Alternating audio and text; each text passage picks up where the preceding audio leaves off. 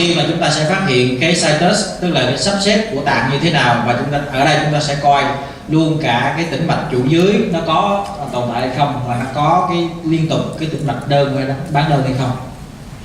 Then we of course want to come above the diaphragm and look to see where is the heart, the cardiac position.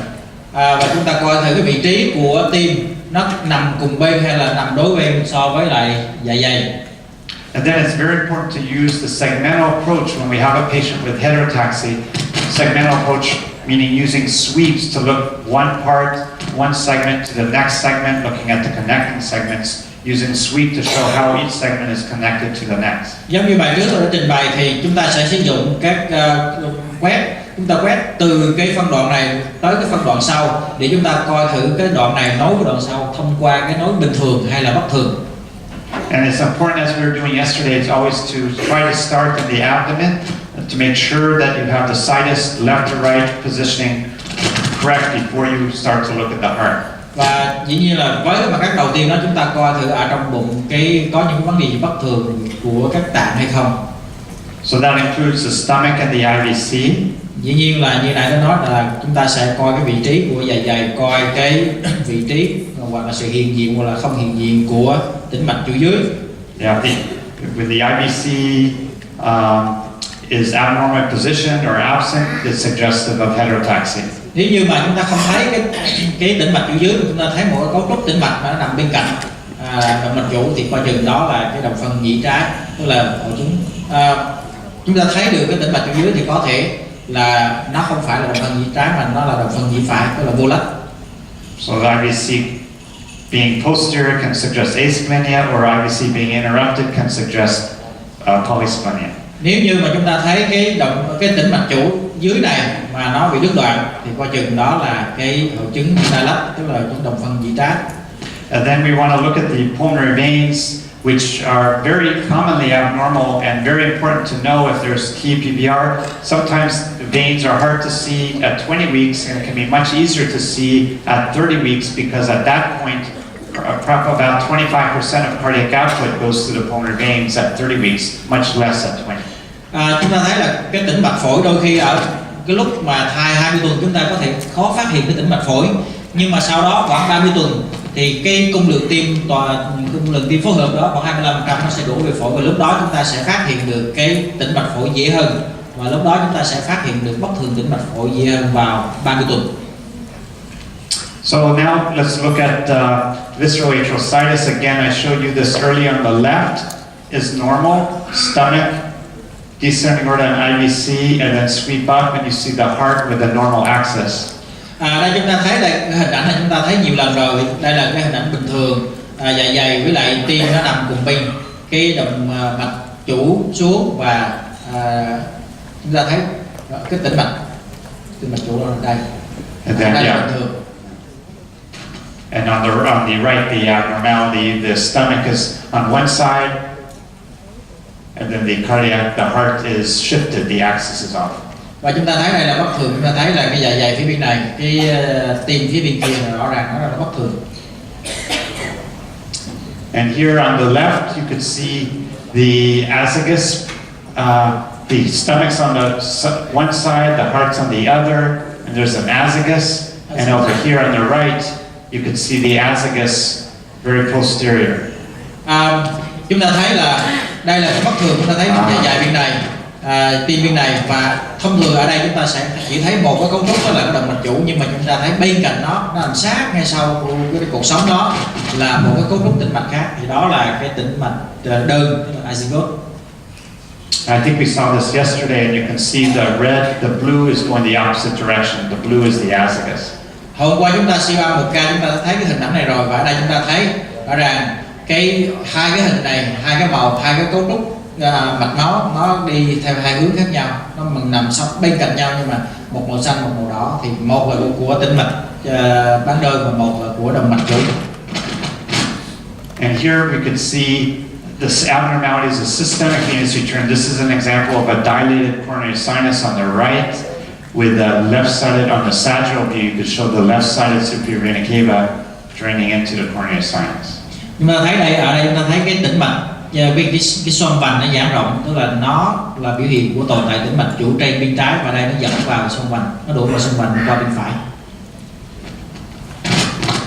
There's many different forms of total anomalous pulmonary venous return. This diagram shows you a very abnormal heart with a descending vein with total anomalous pulmonary venous return, which is this one below the diaphragm. But you could also have the veins coming to the coronary sinus. They could be coming up above the heart or to the right atrium, or there could be a mix form with some veins returning one place, and other veins returning elsewhere.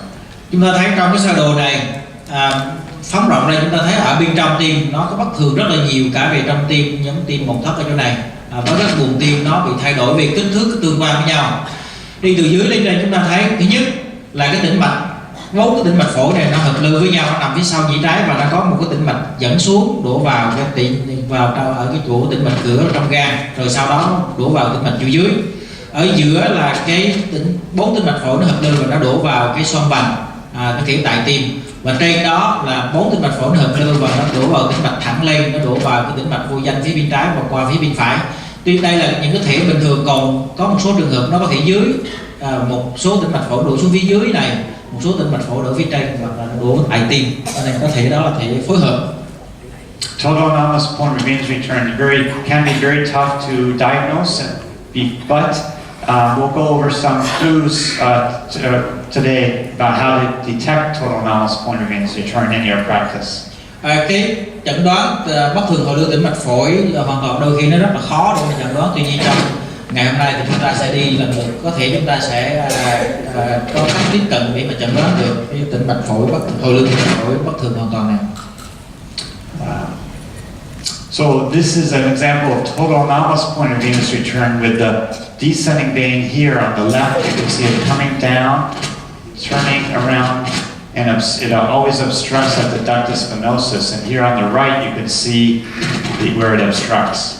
Ở đây chúng ta thấy là cái tĩnh mạch nó đi xuống và nó đổ vào ngay cái vị trí của cái ống tĩnh mạch ở trong gan đó.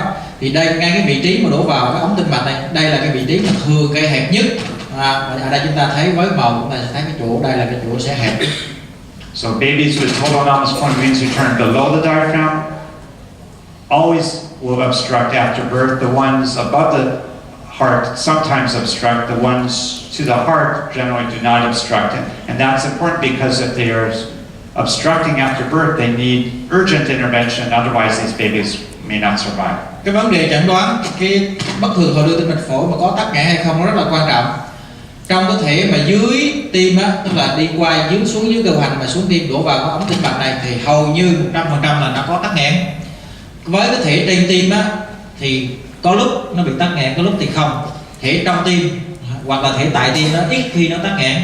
Nếu như chúng ta chẩn đoán được tắc nghẽn rồi thì cái việc xử lý chúng ta phải xử lý cấp cứu. Còn nếu không á mà chúng ta không chẩn đoán được hoặc là chúng ta không xử lý cấp cứu được, trong trường hợp tắc nghẽn này bệnh nhân sẽ nhanh chóng tử vong. So as we're going through the heart segmentally in terms of heart position, visceral situs, pulmonary systemic venous returns, now we'll go to the atrioventricular connection. Từ nãy giờ chúng ta nói về cái tĩnh mạch theo cái tiết đoạn phân đoạn rồi, chúng ta đi qua tĩnh mạch rồi, tĩnh mạch hệ thống tĩnh mạch phổi rồi, bây giờ chúng ta nói về cái nhĩ, nói về tầng nhĩ. So we want to look at how are the atria connected to the ventricles. Sau đó chúng ta sẽ coi là cái nhĩ này nó nối với lại thất như thế nào. I don't know. Is this okay? The noise? I don't know. It's okay. Okay. So I went over this. Maybe now I can talk to you briefly if you're interested. The hand rule helps determine whether the heart is D-looped or L-looped. It corresponds to the situs of the ventricles. If the ventricle is a normal situs, it's D-looped. That's normal. If the ventricles are embryologically, if they loop the other way, it's called L-looped. That's abnormal. Bây giờ tôi nói qua một cái khái niệm phức tạp một xíu, là chúng ta sử dụng cái bàn tay để phát hiện là trong quá trình hình thành bào thai, từ lúc mà tim nó là một cái ống tim nó quay qua bên phải hay là quay qua bên trái. Khi mà cái ống tim nó quay qua bên phải một cái, chúng ta gọi là đi lúc, thì đó là bình thường trong tất cả các trường hợp bình thường. Còn nếu như tim mà nó quay qua bên trái một cái thì chúng ta gọi là eo lúc, thì đó là bất thường. So this is important. Em ơi, chắc là phải chỉnh cái này là nó ồn quá. Yeah.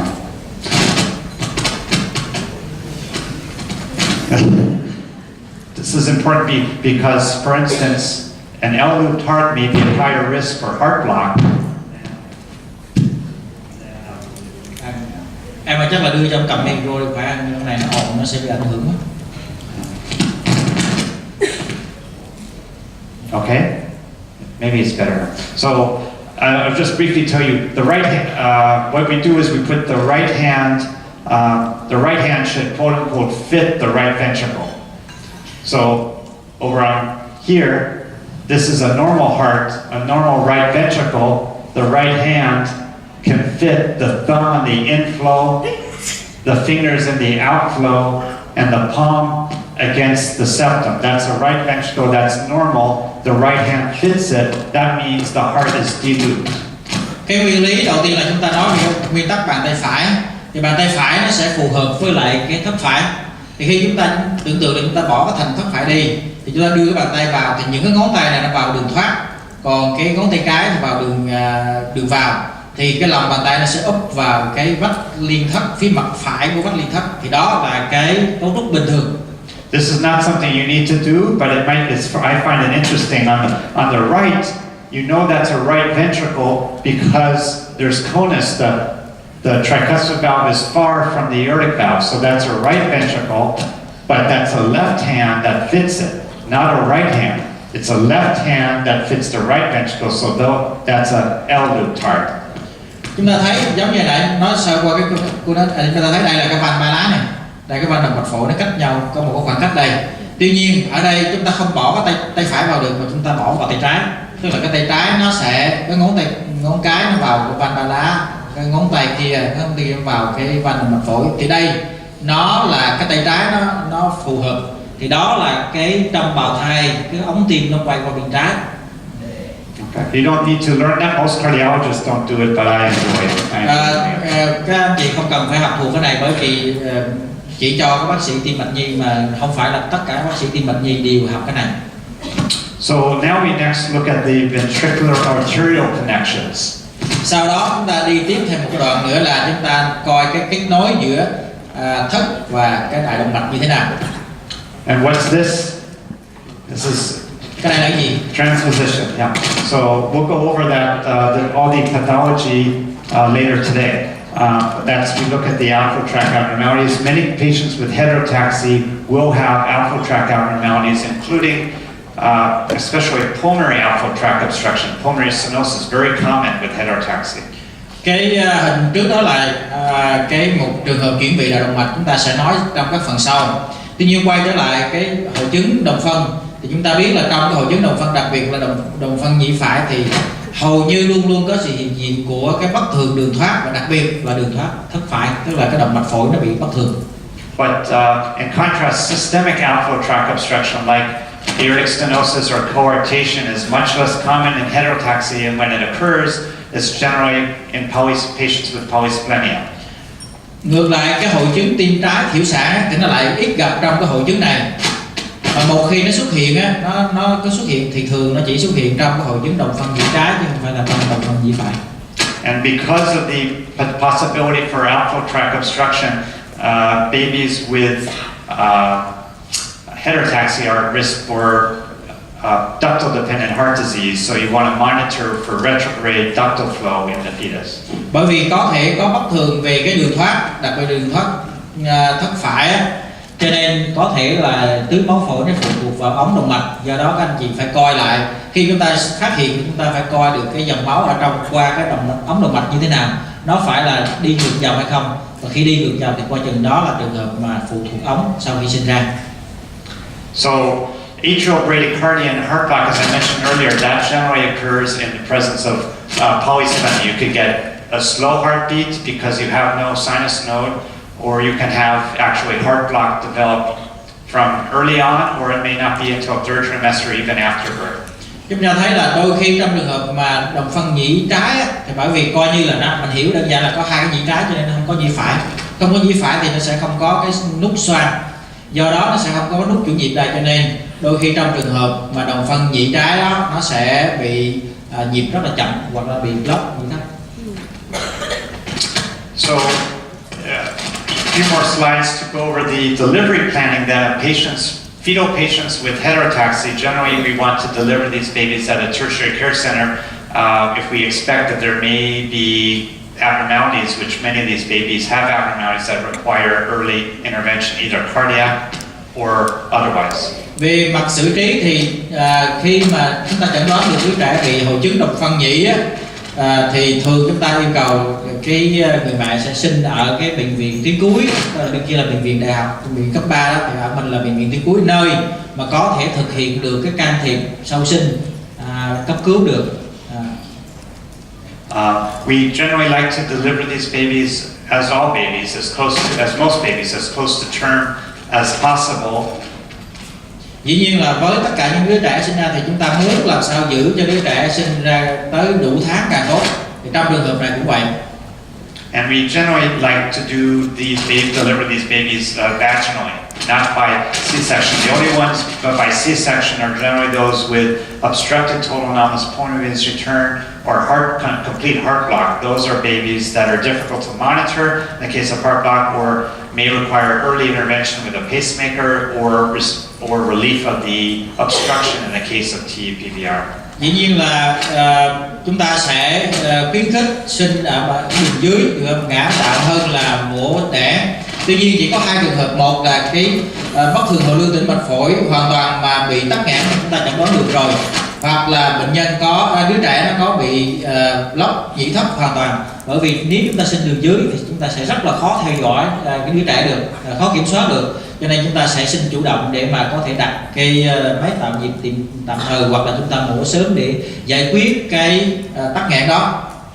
Now, many patients with heterotaxy do very well. Many do not do well, but many do very well. So the ones who have a more concerning prognosis are the ones who may have a single ventricle. Thông thường thì một số đứa trẻ mà bị hội chứng này nó vẫn có